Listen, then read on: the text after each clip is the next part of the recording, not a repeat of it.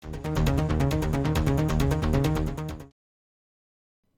ladies and gentlemen, this is Blue Maxima. Welcome back to Blue Boards. This time we're going to be checking out BattleCon by D. Brad Talton Jr. and published by Level 99 Games. This is the Devastation of Indines box, the biggest one available, and I will point out that this is a review copy sent to me by Level 99 under the condition that I pay shipping. America to Australia shipping. I did end up paying $100 Australian. My wallet has suffered greatly for this channel. Anyway, BattleCon is a head-to-head fighting game, fighting as in Street Fighter, Tekken, or BlazBlue, although the game is definitely leaning more towards BlazBlue. Since this is a board game, there are parts that obviously don't transfer, such as combo building or input learning, but all of the important parts, learning characters, positioning, mind games, counterplaying opponents, are all maintained in BattleCon. A quick overview of how a fight works is nice and simple. The board is 7 spaces, or 9 on the opposite side, with both opponents on a single space. You have 2 sets of cards with each character that are called styles and bases. Over the course of a fight, which happens in beats, also basically rounds in board game terminology, both players will play a style and a base together to make a complete move, which has range in board spaces, one being next to your standee, power, which represents damage, priority, which determines who moves first, and guard, which is how much damage you can take before you're stunned, leaving you unable to counterattack if you end up going second. You place a style and a base, ante, reveal the moves, perform their effects, repeat until someone either runs out of life or the clock runs down. You don't play without any idea of what your opponent is doing though. Thanks to each fighter having a summary of their styles and bases available as 2 cards which are handed to the opponent, you have a reference as to what your opponent can do at all times, resulting in no hidden information outside of the moves that are about to be played. Therefore, the entirety of the game is a mind game, working around what your opponent can do while being as effective as you can, and thanks to the overwhelming variety of fighters, style and base combos, and other things you can pull off, there is never a turn in BattleCon that doesn't want to set your brain on fire, running the calculations of numbers, potential moves, and opponent prediction. With that said, let's talk about styles and bases for a bit. Styles are unique across fighters, and outside of one base, all bases are usually identical across each fighter.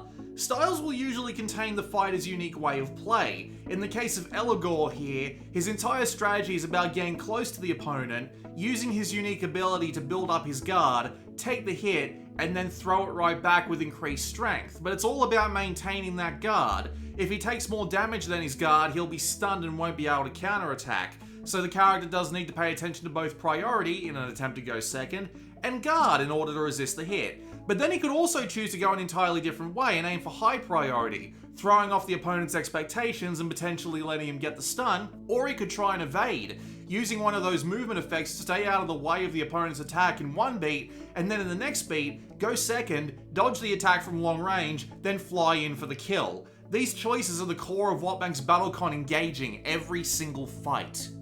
And it's not just as simple as set down styles and bases and go, there's other mechanics. After placing styles and bases but before you reveal them, both players get the option to ante, spending either their unique resource for an advantage that benefits them, or spending force, a currency earned slowly over the game, to buy once per beat antes that can buff your power, priority, or guard. This is great for getting the edge on your opponent, or tricking them into thinking you might be doing something you're not actually doing, and making them overcompensate in another direction. Even then, you might not want to use these antes, as force also determines when you can pull out your ultimate move, usually powerful enough to swing the game entirely, so force conservation becomes a question in and of itself. Combine that with the idea that the fastest fighter of the last beat antes first, and you always have an opportunity to respond to an ante an opponent makes, and this makes up even more tactical space. You also have the game giving a natural response to the idea of button mashing, or using repetitive moves via the discard conveyor belt. You always discard the style and base you use after a beat, which will eventually cycle back into your hand after 2 more beats. Smart opponents can take advantage of that, forcing moves out of a fighter and leaving them in a position they can't escape and then just wailing on them. It also means that you only have 4 styles and 5 bases in your hand, allowing predicting upcoming moves to actually be possible while still providing a lot of flexibility. And this isn't even bringing up the potential of clashing. When both players have the same priority, they have to discard their bases, placing new ones face down and revealing them. It's possible to continually clash, placing more and more bases to the side until you run out of bases to play, although that can be a little bit rare. If you can guess your opponent's next move and match their priority, you can force them to discard a move they really want to make, giving yourself an edge. While unused bases due to a clash are returned to the hand after a beat, it does mean you can throw off a style/base combo that would otherwise be disastrous for you. The game's got two end conditions: 20 life per fighter if you run out you lose, or if the pile of 41 force runs out from players taking from it at the end of each beat.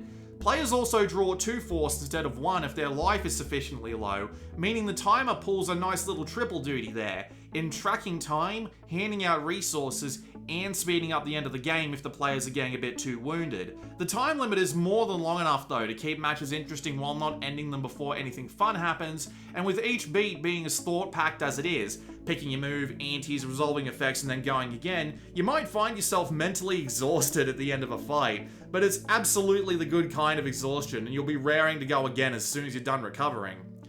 All of these mechanics and the very lengthy rulebook, which, while it does provide a lot of examples and is very well laid out, has a fair few smaller rules you need to keep in mind. It does make the game a bit of a bear to learn, but the upside is that since the box has a lot of characters, you simply need to pull out some of the easier ones, such as Eligor or Alexian, for new players to learn the game with, then add more complexity with the harder characters as you go. It isn't a game your grandmother will be able to grasp, but 2 willing fighters that can grab deck boxes and try out a character will get there in the end, especially since even with a bit of newbie sludging and analysis paralysis, matches generally don't last longer than 45 to 60 minutes. Speaking of character variety, there are 32, yes, 32 unique characters inside the Devastation of Indines big box, more than enough to make it feel like a digital fighting game's roster all on its own. And while they may have similar overall styles of gameplay, the game itself summarizes them in 6 distinctive styles in the manual, every fighter in the box has a distinct way of fighting from the rest, making each fight a unique experience, and Eligor's vengeance and Alexian's chivalry are as simple as it gets. To list off a few of my favorite fighters I've played as or against so far. Arya has 3 drones she can throw out, which can be used for attacks, and depending on their position, can debuff the opponent or buff her. Gerard gets gold he can ante up for mercenaries that deal chip damage, earn him more gold, or let him pull effects on the enemy for more gold. Agena gets up close and personal to build Petrify, which makes her more powerful over time, and eventually lets her pull off an instant kill, but she has to be very predictive and evasive in order to survive for that long. Rock God Voko summons zombies that he can fill the entire field with, and any beat he wants he can pull a musical number, attacking on every space that has a zombie on it, making maneuvering around him incredibly dangerous. Clinhide can activate stims that cause him to take damage every beat, but make him even more powerful. If he activates all of his stims at once, he's an absolute monster, but that will of course kill him even quicker. Slime Monster K can use its own gel to increase its range, give itself armor, or pull any number of neat tricks, but it needs to swim back over it to pick it up, which can cause some painful inflexibility due to overextension. Channeling the energy of a million tomboys, Gar has very limited movement, but all her bases are unique and she hits like a dump truck if you wander into her range. And finally, Enderbit. I don't know if that's how you pronounce that. He's an entirely customizable character. You get a ton of bases and styles, including some unique ones, and you pick a subset of them to actually play with. Despite having all these unique characters and the different ways they can fight, the tactical room this affords, and plenty of opportunities to fumble the balancing ball, it's impressive just how much of a skill ceiling there is, while still keeping things close when both players are near the skill floor. A good player, i.e. level 99 community manager Marco, is perfectly capable of kicking your ass with one hand tied behind his back. And I mean this almost literally. He'll pick a character and then simply not use the special ability they have, and he'll still whoop you. Meanwhile, 2 new players can grab random decks from the box and have fights come out relatively well balanced. I did manage to win nearly all of the games I played against a friend of mine. I put that down to having slightly more experience with the system, and even then, every match was close. As in, I was always one good hit from losing close. Your mileage may vary, of course, but my experience with the game's balancing has been excellent. Characters are also helpfully ranked by style and difficulty on the back of the deck boxes that you get, including a paragraph on exactly how well they go about fighting. The paragraph is absolutely useful, but the style and difficulty? Well, let's just say that even the level 99 community acknowledges they're a bit pants. Case in point, the sniper character Octavia needs to predict her opponent's priority in order to go first, which can be very hard to do for a new player, and yet she's classified as a novice character. This is arguably the worst I've found in the box, but it isn't exactly uncommon. The general consensus in the community seems to be, once you know how to play properly, just grab a character and try them out. And while I agree with this approach, it would be nice for at least difficulties to be properly representative, or replaced with something akin to complexity instead. I will also take some time to talk about setting up the box to be ready to play, because when you open the box, you have a stack of unbuilt deck boxes, hundreds of cards, and several punch-out sheets that need to be sorted by individual characters, and a lot of stuff that doesn't seem to fit anywhere. While someone who's familiar with BattleCon will be fine with this, if you aren't, this will be a nightmare. You'll have to go through the 3 included lore books to find out what cards belong to who, and you'll still be wondering what some cards are meant to be for, and potentially make mistakes such as forgetting to package bases with each character, and the entire process can take over 2 hours, so there's a lot of room to make mistakes. I recently bought a copy of Sentinels of the Multiverse Definitive Edition, which has this absolutely lovely page in the manual that tells you exactly what you need to do with everything in the box as you unpack it, which for a game as simple as it is, still ends up being a lovely gesture, and I'd love to see that for a future Devastation box, just as something to help the 2-hour unpacking process along.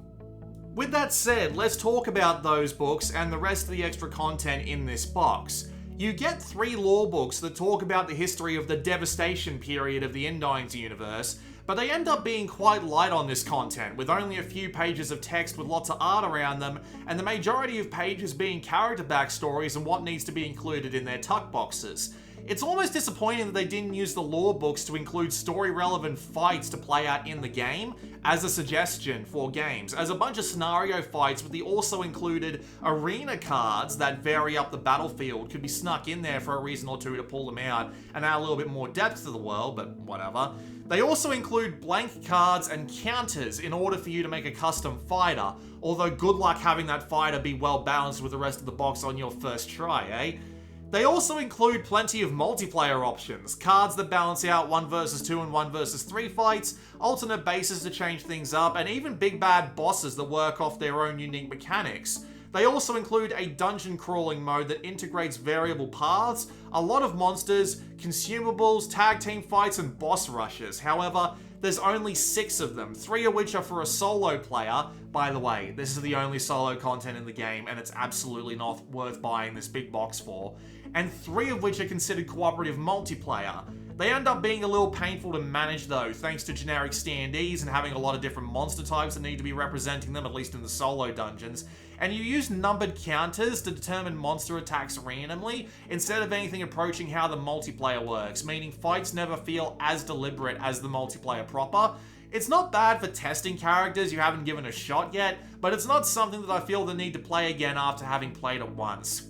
None of the above truly compares to the 1 versus 1 gameplay though, and it doesn't even come close to being a deal breaker because that 1 versus 1 gameplay is just so good. The 32 characters you get in the box and the tactical complexity of each fight makes it a really fun game to play every time I get the opportunity. Trying to play around my opponent with a new fresh character or a new strategy with that character, pulling off the perfect counterplay or just an ultimate move and getting a hard-earned victory is brain-frying, exhilarating, exhausting, and immensely satisfying simultaneously, and I can't help but recommend BattleCon to anyone who's got the mind for it. Even with putting the box together being a bit difficult, the lackluster non-1 versus 1 content, potential issues with character designation, none of that leaves a dint in that recommendation. With all that said though, the game's also gorgeous. Books have tons of great art in them, all the characters are unique, varied, and well drawn, and every card has a lovely piece of art on it. It's just a great looking game all around. It's also well presented in this box. While it's kind of annoying to not have any dedicated storage for boards, life or force tokens, and books, being able to just yank a deck box out of the box, unload its contents, and go makes for some really quick character switching, which is what you like to see in a fighting game you want to learn. You may give thought to avoiding this box specifically though. While the 32 fighters are great and give the game a ton of variety and months of playtime, the price tag may leave something to be desired. No matter, the game has plenty of versions with less content but therefore less price, and all of the included fighters in every single box are unique to that box. However, it is worth noting that BattleCon is a constantly updated system, and as a result, this version, V4, the latest and supposedly the best, isn't consistent with all of the boxes that are available right now. Most people would recommend starting with War of Indines, which has 18 characters, a lot of which are really beginner friendly, but that only has V3 in print at time of this video, and playing these characters in this box can be tough if you pick up this box afterwards. There is a reprint which might update War to V4 coming in the next few months, but it's honestly just hard to know at the moment. Basically, if you look on the back of the box and see a 4th edition logo, great. Otherwise, you might want to wait for the reprint and see how it changes the lineup. Or you might just want to consider hopping on the Level 99 Games Discord and asking the BattleCon channels for a fight on Tabletop Simulator. It's what I did after all. With that said, this has been Blue Maxima, and I'll see you all next time.